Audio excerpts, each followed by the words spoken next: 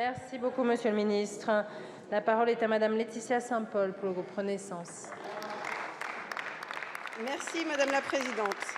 Monsieur le ministre de l'Intérieur et des Outre-mer, la commune de Parnay, village de carte postale au cœur de l'appellation Saumur-Champigny, a été révélée au grand public pour de toute autre raison. Ce week-end, une rave illégale réunissant plus de 10 000 personnes a causé de graves nuisances dans tout mon bassin de vie.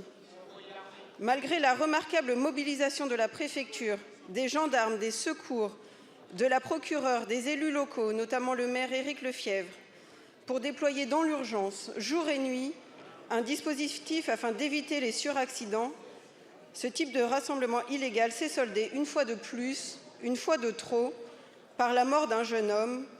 Toutes mes condoléances à ses proches. Elle s'est aussi soldée par 216 évacuations sanitaires, par un total de 5 181 infractions, représentant un montant total de plus de 650 000 € d'amende. Monsieur le ministre, de nombreuses zones d'ombre demeurent. Quels sont les moyens de prévention, notamment de renseignement? Qui porte la responsabilité en l'absence d'organisateurs? Quelle place accorder aux facilitateurs autoproclamés? Quelle réparation pour les victimes, propriétaires, communes, riverains, pour l'environnement? Que finance la MILDECA, la mission interministérielle de lutte contre les drogues et les conduites addictives, et pour quelle efficacité? Pourquoi cette mission n'est-elle pas pilotée par le ministère de l'Intérieur, qui lui reverse l'argent des saisies? Monsieur le ministre, la banalisation de la consommation de drogue est en elle-même un fléau. Je vous remercie.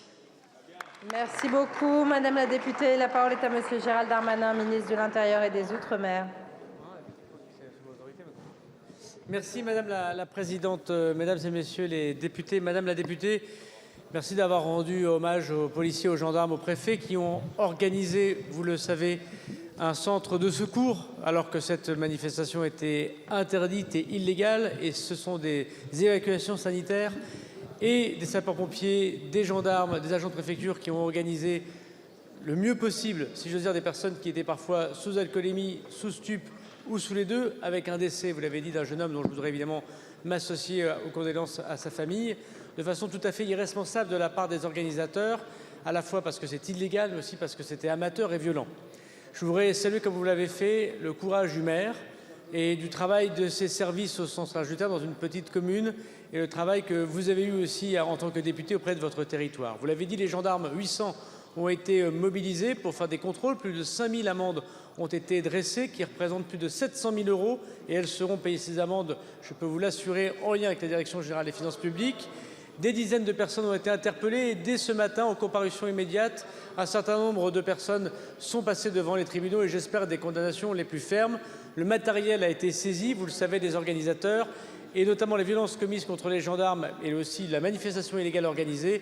Ce sont des réponses pénales fortes que nous espérons de la justice, puisque c'est le procureur de la République lui-même qui a donné ordre aux policiers, aux gendarmes en l'occurrence, d'intervenir pour faire ces saisies.